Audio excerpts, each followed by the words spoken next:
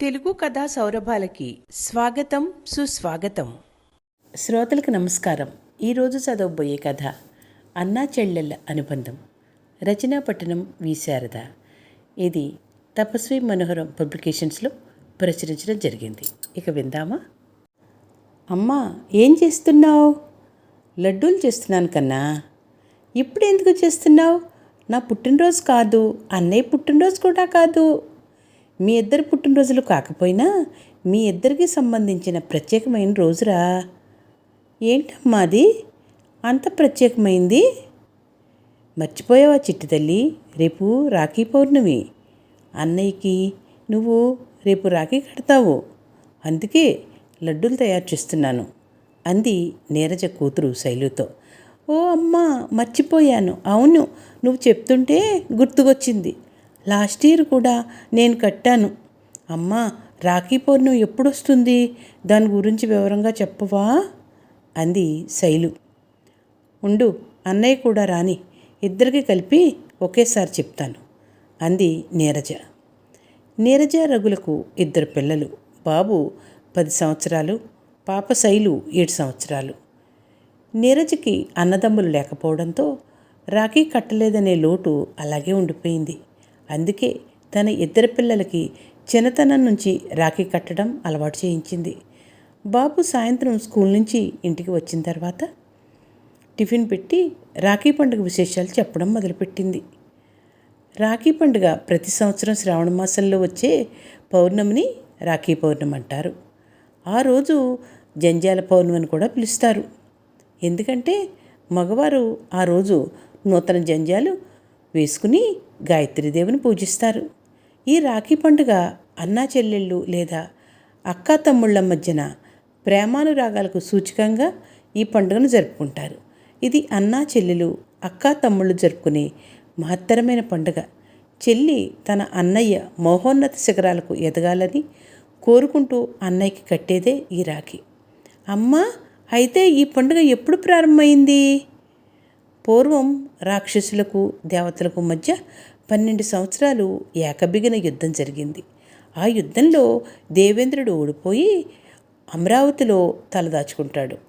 భర్త నిస్సహాయతను చూసిన ఇంద్రాణి తరుణోపాయం ఆలోచిస్తుంది. రాక్షసరాజు అమరావతిని దిగ్బంధనం చేస్తున్నాడని తెలుసుకుని భర్త దేవేంద్రుడికి యుద్ధం చేయడానికి ప్రోత్సాహాన్ని కల్పిస్తుంది ఇంద్రాణి. సరిగ్గా ఆ రోజు శ్రావణ పౌర్ణమి కావడంతో పార్వతీ పరమేశ్వరులను, లక్ష్మీనారాయణులను పూజించి రక్షను దేవేంద్రుడి చేతికి కడుతుంది.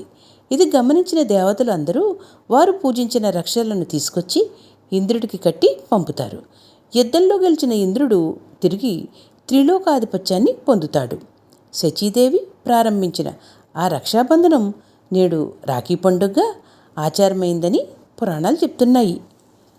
అమ్మా, చాలా ఇంట్రెస్టింగ్గా ఉంది, ఇంకా చెప్పమ్మా అన్నాడు బాబు. అయితే చెప్పమంటావా? ఇంకో కథ కూడా ఉంది.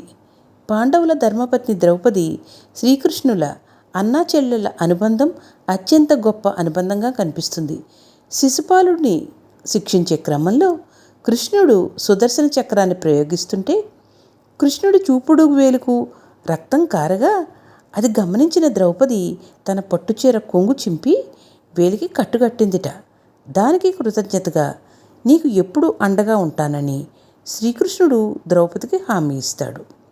దాని ఫలితంగానే దుశ్శాసనుడి దురాగతం నుండి ఆమెను కాపాడతాడు. రక్షాబంధనం గురించి ఇంకొక కథ కూడా ఉంది, అది కూడా చెప్తాను, వినండి. శ్రీ మహావిష్ణువు బలిచక్రవర్తి కోరిక మేరకు అతనితో పాటు పాతాళంలో ఉండిపోతాడు. లక్ష్మీదేవి వెళ్ళి బలిచక్రవర్తికి రక్షాబంధన్ కట్టి విష్ణుమూర్తిని వైకుంఠానికి తీసుకెళ్ళిపోతుంది. అందుకే రక్షాబంధనానికి ఇంత ప్రాముఖ్యత ఏర్పడింది అని నీరజ పిల్లలకి రాఖీ పౌర్ణమి యొక్క విశిష్టత చెప్పింది. దాంతో శైలు, అమ్మా, నేను అన్నయ్యకి రాఖీ ఎలా కట్టాలి అని అడిగింది. నీకు అంతా కంగారే, నీ చెప్తాను విను ఎలా కట్టాలో అంటూ నీరజ చెప్పడం ప్రారంభించింది. రేపు ఉదయం మీరిద్దరూ తలంటు పోసుకోండి. తర్వాత శైలు, నువ్వు అన్నయ్యకి బొట్టు పెడుతూ గాని. అప్పుడు అన్నయ్య చేతికి ప్రాచీన గాథ ప్రకారం తెలిపిన శ్లోకం చదువుతూ రాఖీ కడుతూ గాని ఆ శ్లోకం ఏమిటంటే, ఏనబద్ధో బలీరాజ దానవేంద్రో మహాబల తేనత్వమభి బద్నామి రక్షమాచల మాచల. అనగా, ఓ రక్షాబంధమా, మహాబలవంతుడు రాక్షసరాజు అయిన బలిచక్రవర్తిని బంధించావు, కాబట్టి నేను నిన్ను ధరిస్తున్నాను అని అర్థం. ఈ శ్లోకాన్ని పలుకుతూ రాఖీ కడతారు. పెద్దవాళ్ళు పిల్లలకు అక్షింతలు వేస్తారు. తర్వాత అన్నయ్యకి హారతిచ్చి స్వీటు తినిపించాలి.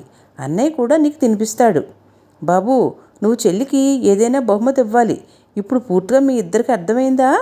అడిగింది నీరజ పిల్లల్ని. ఓ, అర్థమైంది. అలాగే అమ్మా, నువ్వు చెప్పినట్టుగానే తొందరగా లేస్తాం అన్నారు పిల్లలిద్దరూ ముక్తకంఠంతో. ఈ కథ ఇంతటితో సమాప్తం. ఈ కథ మీకు నచ్చినట్లయితే like, share, subscribe to our channel Telugu కథా సౌరభాలు.